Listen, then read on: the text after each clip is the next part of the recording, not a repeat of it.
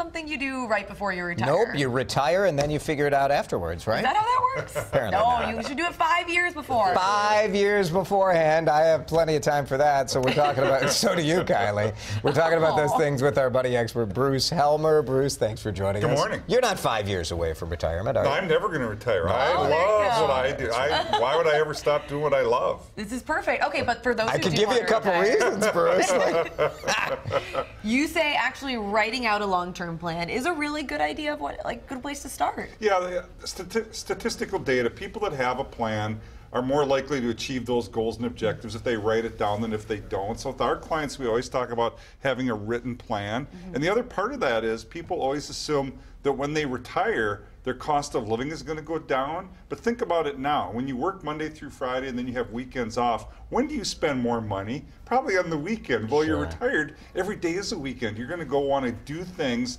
that you didn't have time to do while you were working or didn't have the money. Now you have both. So we oftentimes coach our clients, expect your cost of living to go up the first few years after you retire. In long term, you're talking a real long-term plan, because retirement, it's not just a brief thing. No, that's a great point, Jason. The good news, it's a good news, bad news. Good news is we're living longer than ever before. Bad news is we're living longer than ever before. Our money has to last a lot longer. 2 generations ago, you maybe lived 8, 10 years after retirement. Now, today, it's not uncommon that you'll spend more years retired than you did in the workforce. So you have to plan for that income stream, that paycheck for all those years. I feel like long-term care plan too.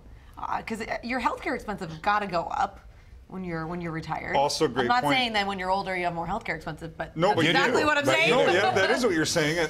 Great point, Kylie. So again, when we talk long term, we're talking about a period of time that your money has to last. Maybe you invest differently when you're taking income as opposed just to growth. But to your point, long-term health care or any health care, as we get older, we're going to spend more. Because we're living longer, things break down. Knee replacements, hip replacements, and those types of things. And you have to figure on that in your long-term planning. Let's talk about the second point that we just saw on that graphic, this idea as to what you should do to stay active or involved. And this is kind of the fun part of planning, because you're going to have a lot of time, Bruce. When I do planning, it's not just financial. When I coach clients about retirement, it's what is your life going to be after you give up that job? People are often surprised how much free time it feels like. How do you fill that void? Do you volunteer? Do you get a part-time job? Do you travel? Do you pursue hobbies? Do you take a class? Further your education is something you're interested in. But have a vision of what your life is going to be like when that job is gone. What about your housing situation? Do a lot of people change that up when they retire? Great question. Do I downsize? The kids are gone. We don't need all that space. Do we want a snowbird and have a place in the south? Do we want to have a lake cabin in northern Minnesota?